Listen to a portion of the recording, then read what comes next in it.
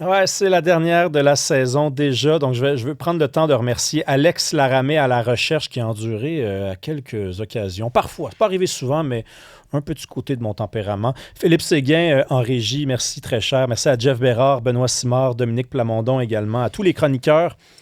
Et un merci spécial à Sophie Mongeon et à Maxime Trouman qui ont décidé de céder leur place aujourd'hui à Jean-Luc Mongrain, que je remercie également d'être passé. Merci, M. Mongrain. Bienvenue.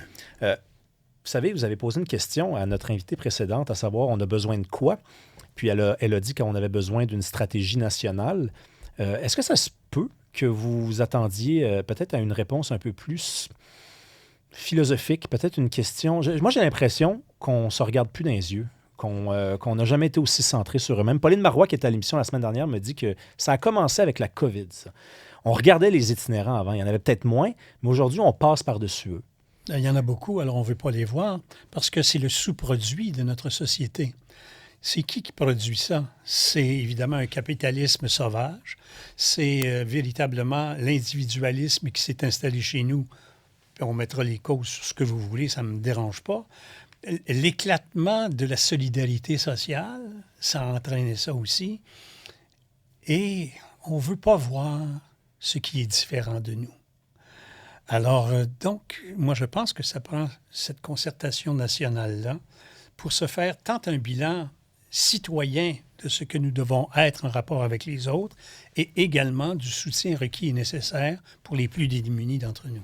Mais M. Mongrain, est-ce que c'est pas un peu plus compliqué que ça, dans la mesure où il faudrait réapprendre à vivre ensemble aussi? Bien, c'est ce que je dis dans la portion. Il faudrait que les citoyens prennent conscience d'eux. Ouais. Si c'est vrai pour ma qualité de vie, si c'est vrai pour l'environnement, dans l'environnement, et il y a des petites bêtes, mais il y a des grosses bêtes qui sont des êtres humains, puis qui ont de la misère également. Eux autres aussi, il faut penser à les sauver.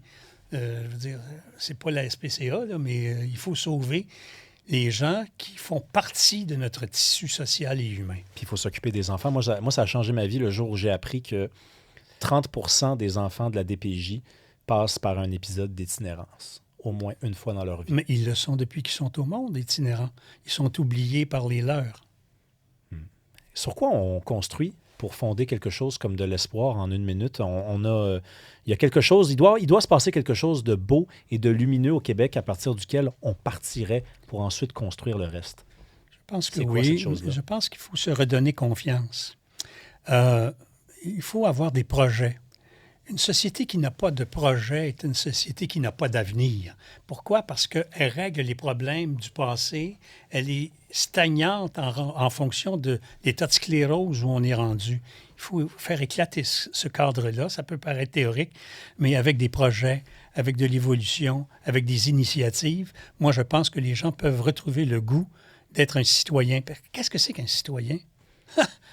Alors, on pourrait se poser cette question-là en partant? Oui, parce qu'on est tellement morcelé avec un État qui est un État d'abondance et qui donne et qui donne et qui donne des subventions partout.